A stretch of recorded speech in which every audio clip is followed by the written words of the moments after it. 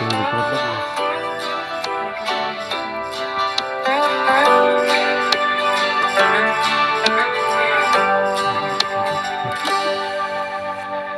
ko puya fagnari at hangve Limmalom te fa thom rimoi chu Tu dingeni faksai vor tu te chu Visual ngai dam ten lom na klaro puyan rem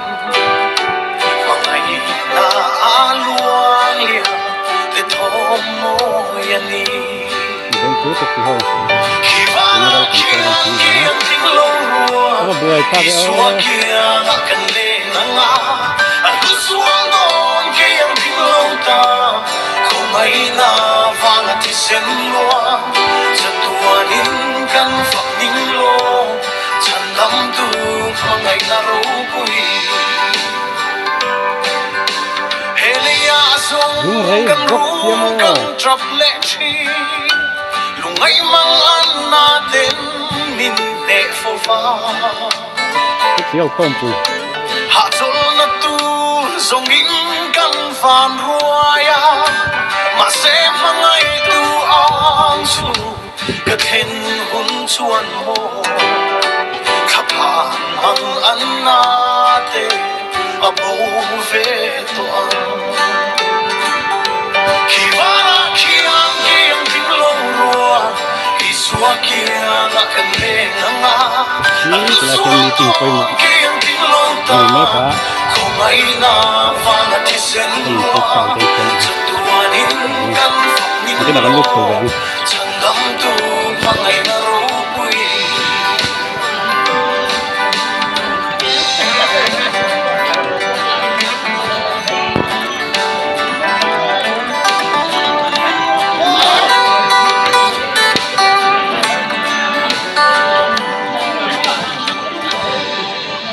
Afia solo hele ya trăng hiya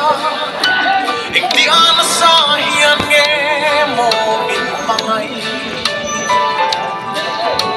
Ing ti ke mo kalating ve anga Sutin sa kalo ki ang hi Ing kuang kuwa ni chua Mangay na vang hiyan mo Ito'y aluang ngayon Kivana kiang kiang tinglong rua Isua kiang akan lenanga Alusuang kiang tinglong ta Kung ay na fanatisen lua Satuanin kan fakning lo Chandam tu mangay na rupui Kivana kiang kiang tinglong rua Isua kiang akan lenanga Alusuang kiang tinglong ta Kung ay na fanatisen lua Satuanin kan fakning lo Chandam tu mangay na rupui Yung bakit ganun lang ba yan?